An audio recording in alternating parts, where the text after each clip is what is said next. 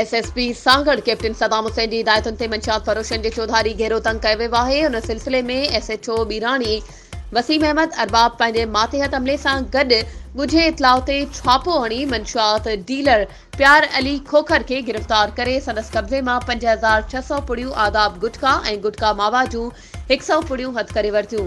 SHO झोल ज़हूर अहमद नूनारी पंहिंजे मातहत अमले सां गॾु मंशियात फरोश रसूल बख्श मलिक खे गिरफ़्तार करे संदसि कब्ज़े मां 2500 सिहत लाइ हानिकार गुटखा पुड़ियूं हथ करे वरितियूं, जॾहिं त हिक शकी मोटरसाइकिल खे पिणु कब्ज़े में वरितो आहे।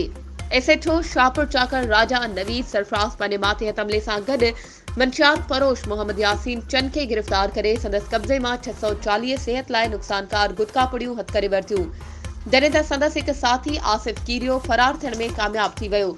जवाबदार जी गिरफ़्तारी लाइ कोशिशूं जारी आहिनि। एसएचओ सांगड़ सनाउल्ला चोरी जे केस में घुर्बल रूपोश जवाबदार इम्तियाज़ अली मंगरे पोटो खे गिरफ़्तार करे वरितो।